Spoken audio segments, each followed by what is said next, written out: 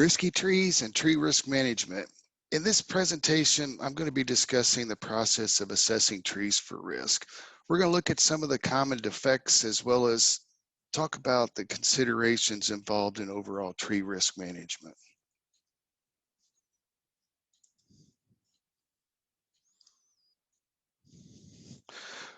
They are everywhere. I'm not talking about trees, which we hope they are everywhere, but risky trees in particular can be found in many places.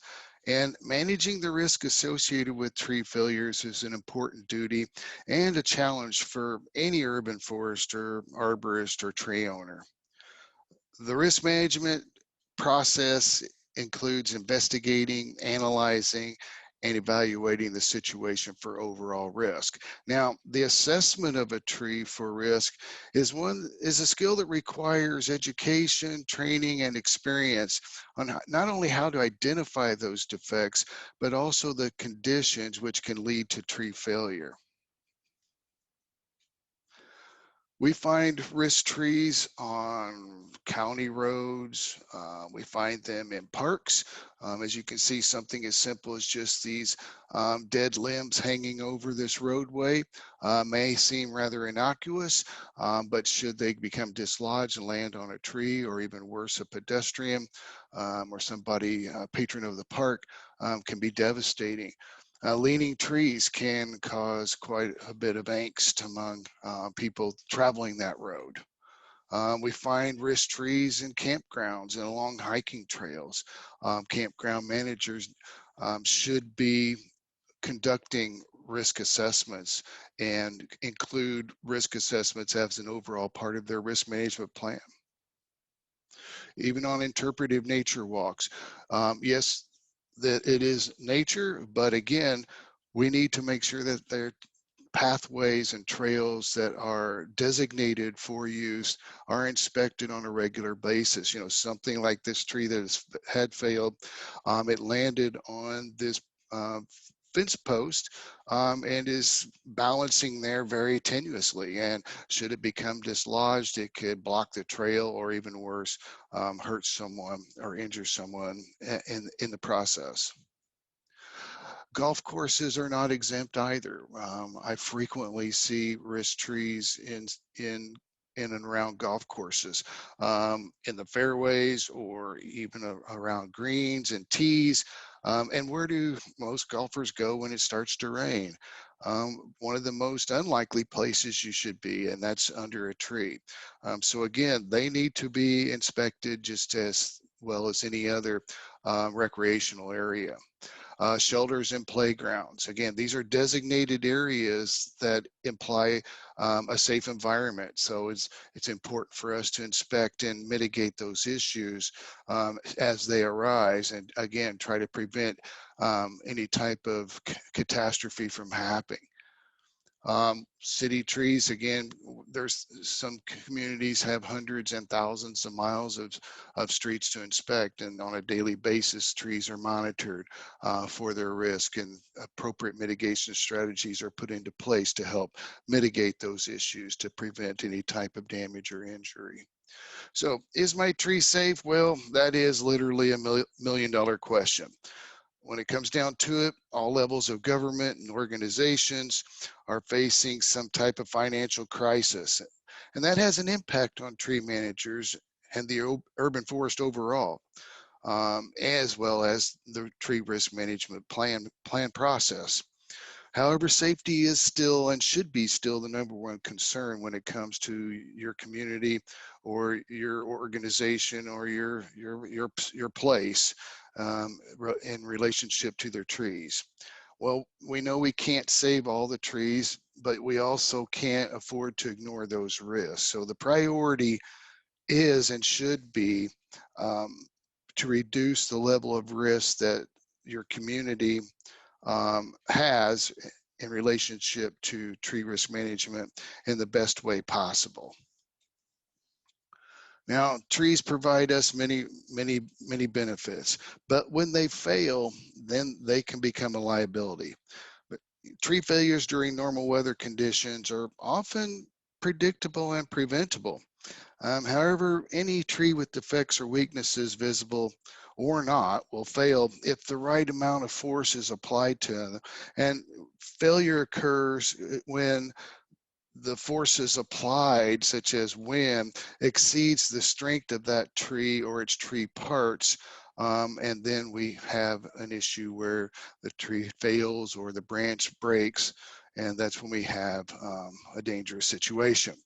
While every tree has the potential to fail, only a very small number actually affects something or someone.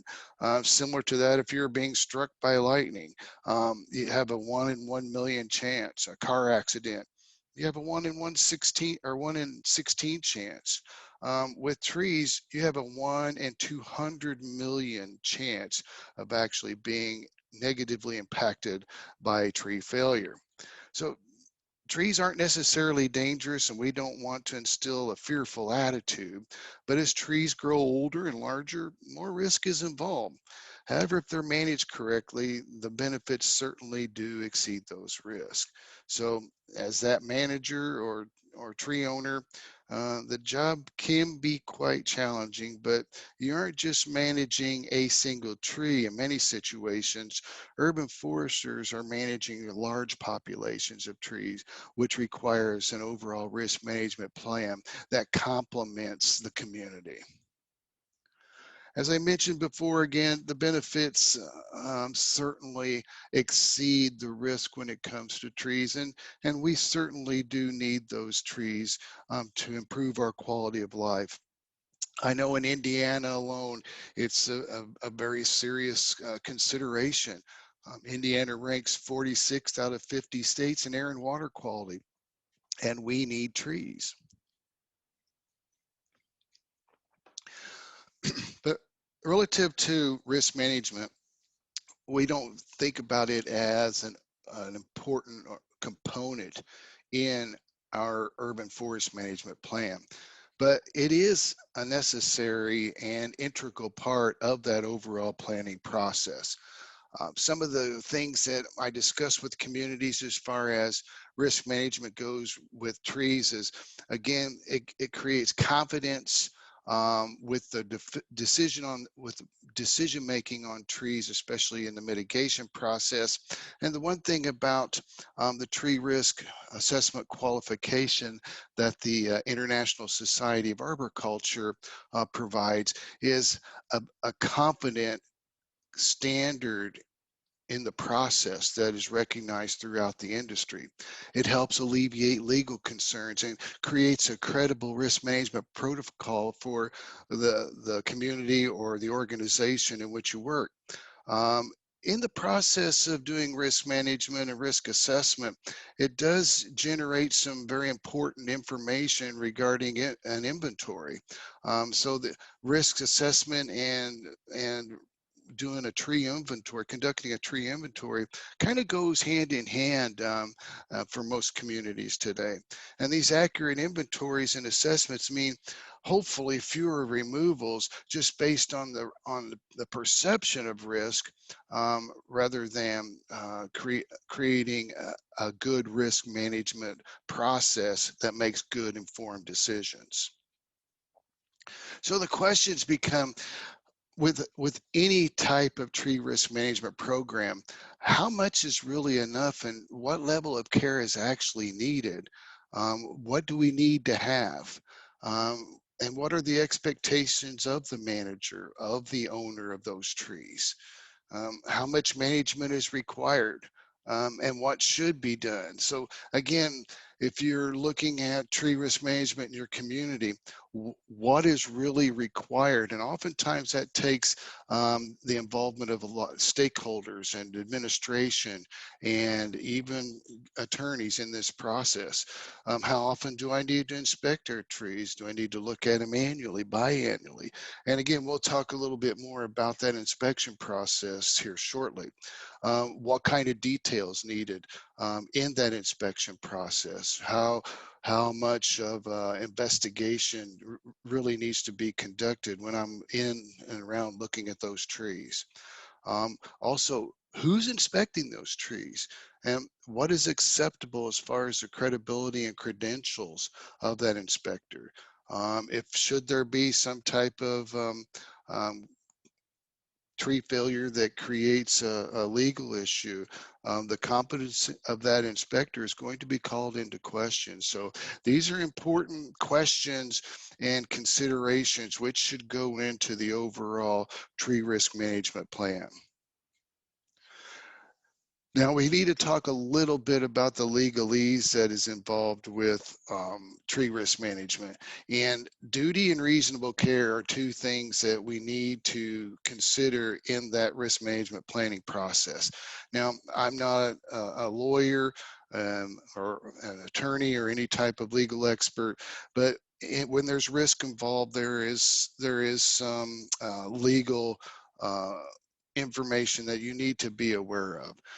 In most states, and every state is certainly different, property owners can be found liable for injuries and damage caused by trees. Now, I know in Indiana, property owners have an express duty to inspect and maintain their trees. And that's basically a social contract or legal obligation that requires us to adhere to what we call a certain standard of care that's reasonable. So how much care would be reasonable to expect out of a homeowner versus a college campus versus a community. So all of those things are taken into consideration should there be some type of tree failure. And this is where we come into some really good resources that can be helpful in not only the risk assessment process, but also the risk management planning and programming.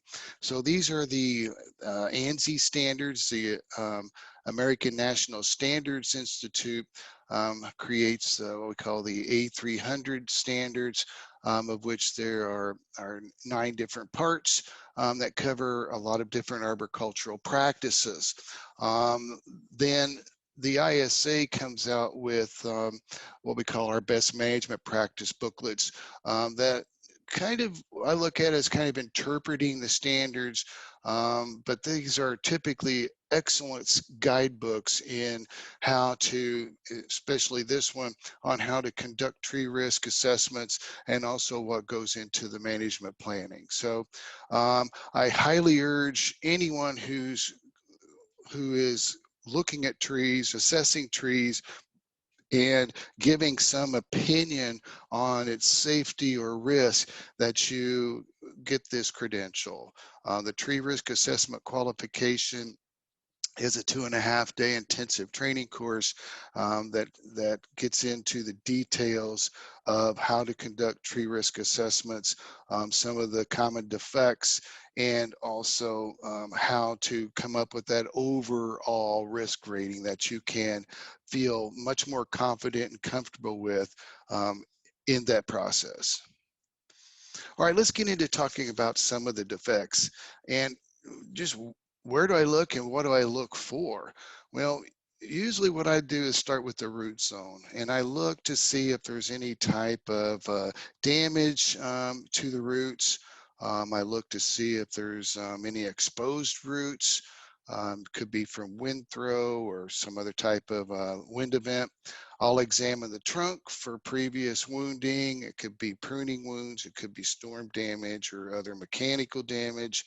I'll also look around the root system for girdling or decayed roots and determine the health and integrity of that root system in the process, looking at the root flare, looking at as it leads up to the stem. I'll inspect the branches and look at the attachments to determine if there are any defects that could lead to failure.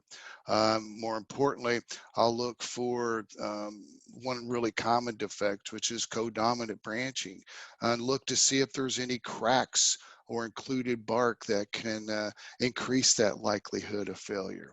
So that's one specific structural defect that I pay particular attention to is branch unions and branch attachments. I'll look for old wounds that can lead to decay and cavities, as you see here, and also the location in relationship to branches. Here we have an overextended branch that hangs directly over the road. And so I'll look to see how that branch is attached and to see if there's any type of weak union here, again, that can increase that likelihood of failure. So looking at pretty much the entire tree, reading the body language of the tree to identify any conditions of concern, as well as the environment around it. So those tree inspections not only assess the plant for health, but also assess the tree for stability and safety as well. All right, as far as tree-related exposures, we can have falling parts or whole trees itself. Oftentimes trees will fail in part or whole depending upon the situation. Infrastructure conflicts can be a serious issue. Lifting of sidewalk panels can be a major liability for a tree owner or a community. Just a 1-inch lift in this sidewalk panel can create a situation for a trip and fall. And a lot of this comes down to selecting the right trees.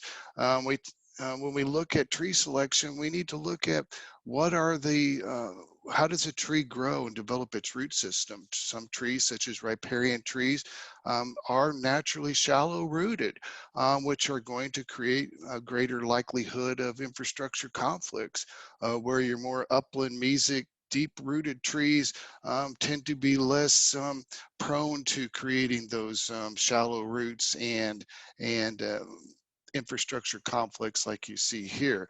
But a lot of that has to do also with the soil and the level of compaction and the depth at which those roots can grow. So a lot goes into that consideration.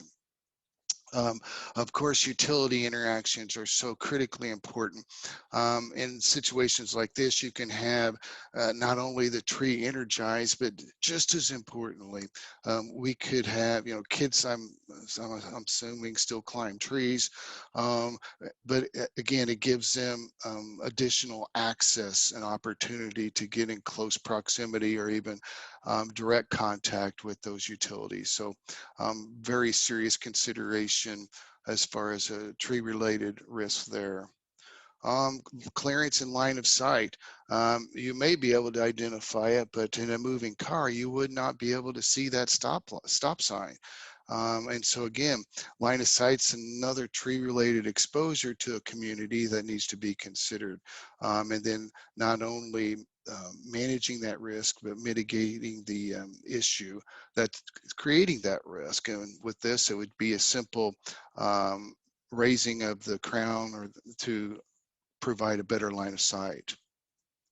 All right, let's talk about the different types of tree assessment levels. And again, this is going to be determined by the client's needs and the scope of work. And whether you're assessing trees on an individual's residence or an apartment or a campus or a community, all of these need to be considered. And actually all three may be implemented in that process. We'll go through each level. Level 1 is a limited visual. Level 2 is the basic, which the majority of our trees are inspected and assessed using the level 2 assessment process. But each one of those provides a certain amount of details as far as, again, what is needed by the client or the community. And also each one has associated costs along with them. As we move from level 1 to level 3, more time, more experience, more advanced techniques are involved.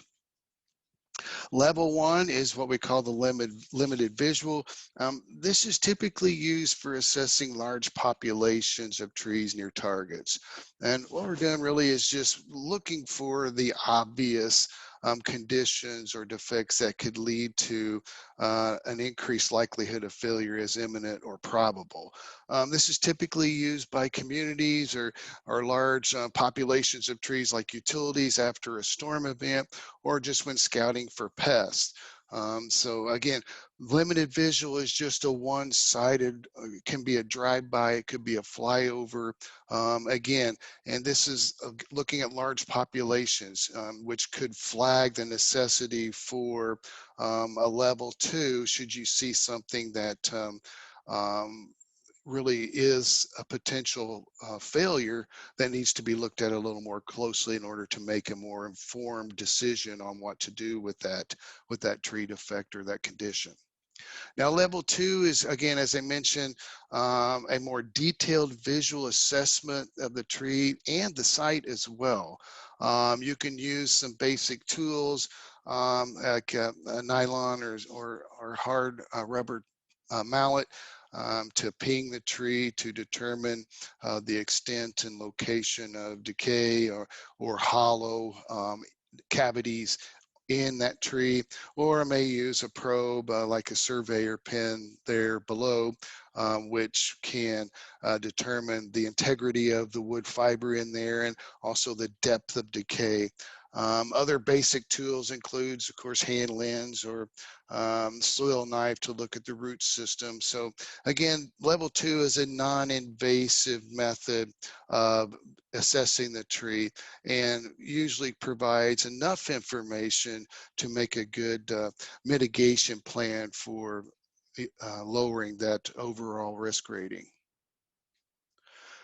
Again, the key thing here is it is ground-based and non-invasive. Now, when we get into a situation where we need a better look or a more detailed assessment, that's when we move to a level 3, which is what we call the advanced assessment. And this is where we get really detailed about specific tree parts or defects or conditions which affect that tree's likelihood of failure.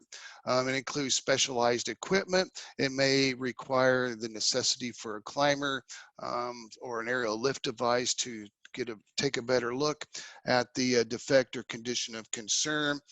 We may use point testing, such as on the bottom left there, you see a resistance measuring drill or an increment bore, or in some situations, a sonic tomograph, which measures the amount of decay present in the tree trunk.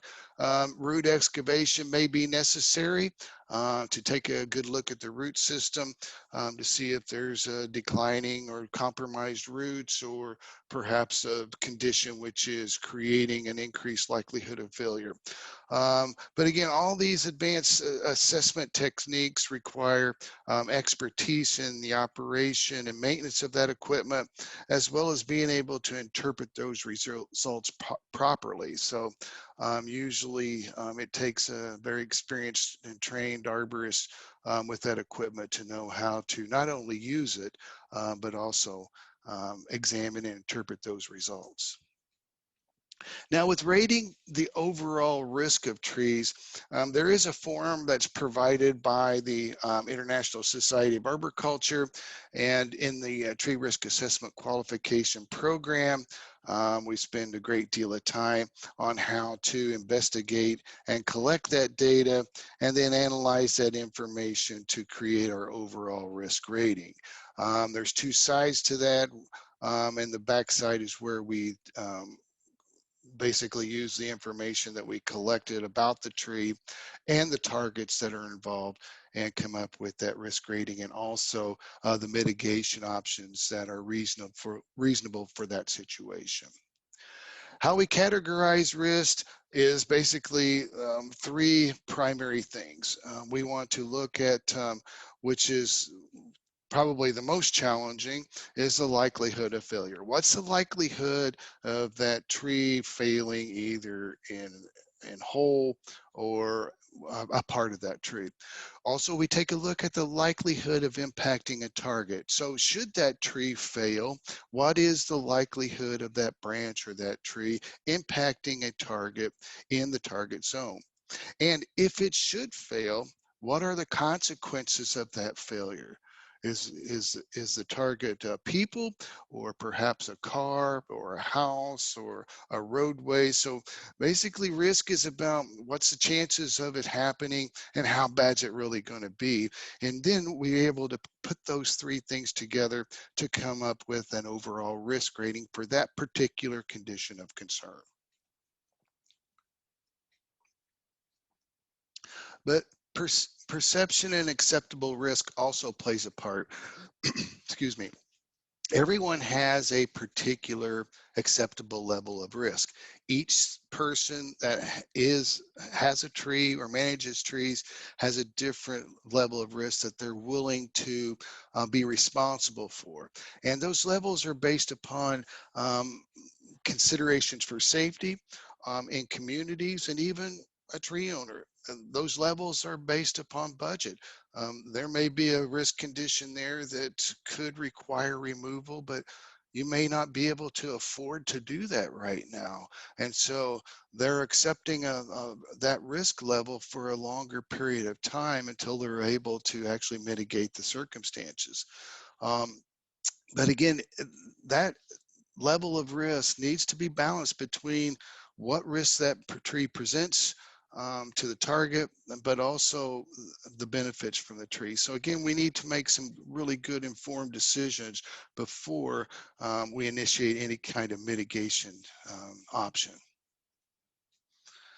Risk mitigation includes moving or removing the target. It may be that again, if we're unable to mitigate the situation right away, it may be that we can simply move that target out of harm's way, or eliminate or prohibit access to or around that tree until it is mitigated safely. Um, a very common option is to prune the tree, or we may require structural support systems in that process, cabling and bracing, although a lot of trees may not be candidates for that. Again, it does provide an opportunity to lower that overall risk to an acceptable level for that tree owner. It could be that we need to modify the site to improve conditions. That comes with drainage, or perhaps excessive planting depth, which is creating decline and dieback, which would create an elevated risk level as well. And last and certainly not least, it may be necessary to remove the tree. But these are all very strategic options that we need to look at and consider for every situation. And removing that tree is the ultimate in risk mitigation, and zero tolerance for any type of risk. But again, we need to make sure that we consider the benefits and the risks so that we create a good balance there in making that decision. So again, it's a logical process to create logical solutions. We're often torn between protecting the target and preserving the tree. And again, coming up with that balance requires skill and expertise in determining what is the best strategy for that situation. Now, as far as a timeline for action, well, again, that depends upon budget and acceptable level of risk. This is just a recommendation that has been provided by the ISA as an example. And you can put any type of metrics in here as far as weeks, months, years. For example, if you see a tree that presents an extreme risk or an imminent likelihood of failure, then we would certainly hope to mitigate that as soon as possible. Whereas a high-risk tree, mitigate that as soon as work schedule allows. And some communities may say that high-risk trees are mitigated within 6 to 8 weeks. Moderate and low risk, again, we'll retain and monitor those or mitigate as necessary. But again, all those are very subjective to what your acceptable level of risk is, and also as safety and budget allow for that. And then after mitigation, we reassess the tree to look at what we call residual risk, and that is the risk that remains after mitigation. And so after we conduct some type of mitigation strategy, um, is the risk remaining acceptable? And it may or may not be. And then if that's the case where it's still an unacceptable level of risk, it may be necessary to initiate a more um, extreme type of mitigation. So some recommendations when it comes to risk management: develop and implement some type of inspection program. We want to look at that being an overall part of any risk management program in any community, on any site, in any organization, and create and enforce a policy for risk trees. So should we find a tree that has an unacceptable level of risk, we want to enforce the policy for mitigation. What do we do about it? It should be a prescriptive document that says this is what we do when we run across this situation, whether it be extreme risk, high risk, moderate or low, and all those things can be a component of that inspection program and overall risk management program. What is reasonable as a standard of care? Again, depends upon the situation and the site. A standard of care might be completely different. Let's say for a commercial business as opposed to a college campus, as opposed to a city park or campground or a community in itself. But a lot of this has to be looked at by the administration and agreed upon by those that are involved in the overall risk management planning for that particular situation. We also want to develop and maintain any records regarding service or mitigation so that we can keep a case history. This is certainly important. Document in the event that there is some type of catastrophe or unfortunate event that causes damage or injury, and make sure it's all attorney approved. If you're creating a risk management plan, make sure that your attorney or counselor is involved in that process and reviews it. Again, should there be some type of event, we don't want surprises for our attorneys. Remember, they're on our side helping to protect us and interpret the law in those situations. So make sure they get on board with it and understand exactly what your goals are in that risk management planning. And then, of course, it's important and incumbent upon any arborist or tree owner or manager to keep current with research and best management practices regarding tree risk assessment and tree risk management. Again, that is a part of that standard of care and duty of care. If you recall earlier in this presentation, we discussed credibility of the inspector and the inspection process. So we want to make sure that whoever is making those decisions and conducting those assessments are credible, are credentialed, and are current with the current practices. For additional information, if you would like on urban tree care and also risk management, go to the Purdue Education Store. There's lots of extension publications there for free download. Finally, I'd like to thank Purdue University and especially the Indiana Department of Natural Resources for supporting this program. They have created grants that subsidize the cost of and implementation of these trainings. So we want to thank them and also the Indiana Arborist Association for their continued support in these webinars as well. So thank you and have a safe day.